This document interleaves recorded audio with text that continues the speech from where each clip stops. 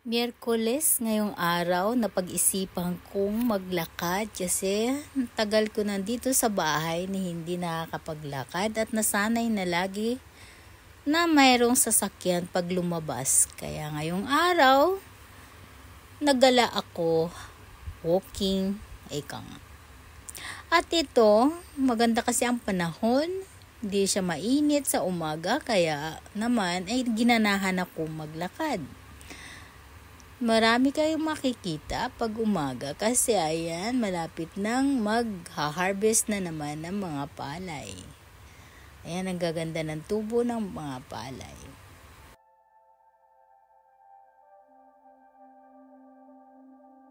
October, yung iba maaga na si pagtaniman ay mga October ang harvest or di kaya November. Mga ganong panahon.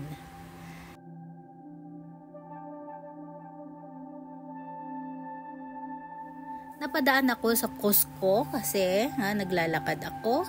Hindi pa sila open. Ang kanilang pag-open ng kanilang tindahan ay mga alas 10 ng umaga. Maaga pa yan kaya sarado pa habang naglalakad ako. Marami sin sila mga paninda dyan na mga nakaleto or naka-freezer. Bisaya ako, diba?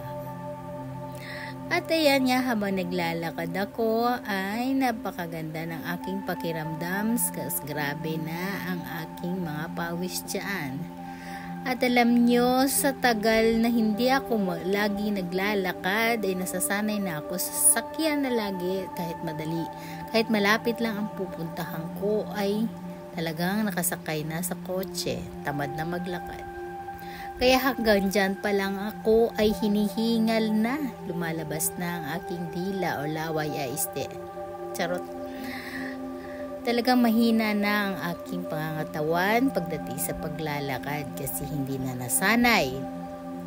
Kinatamaran na maglakad, nasasanay sa sasakyan. Kaya kayo guys, huwag nyo sanayan ang inyong sarili sa laging kotse or sakay. Kung kaya na lang naman ninyong maglakad, ay maglakad na kayo, wag nyo na akong gayahin. At ayan nga, ay dire-diretso lang ang aking lakad.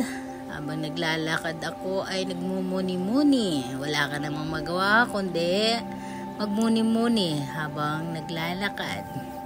Marami kang makikita mga sasakyan. Ayan, sa kids ay naglalakad. Feeling. Tingnan nyo naman ang body ko. So big na talaga sa katamaran na maglakad.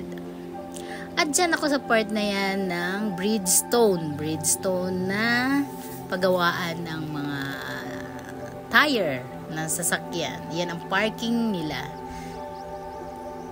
Parking lang nila ang aking pinicturan, kinunan. Hindi ko na kinunan ang brand. Kalimutan. Sorry.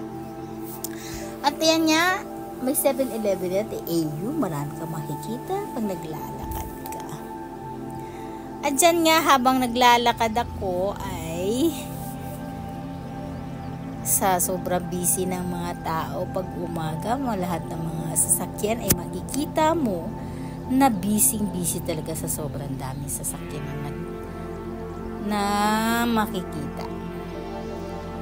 At dito naman ay makikita ninyo ang aking pinupuntahan lagi dyan na Hamasushi or sushi. Maraming mga bahay na magaganda na sale. Hanggang panood lang tayo at wala tayong pambili. Ayan ay tinitinda rin yan. Sale din yung bahay na yan. Napakaganda. May sarili na siyang playground. Ayan, may bakante ring lupa kung gusto nyo bumili. Ayan, ang ganda ng bahay, di ba? Ready na. Diba? Marami makikita magagandang bahay. Nainggit nga lang, kids. Ayan, ang Hamasushi na sushi na favorite ko. Ayan.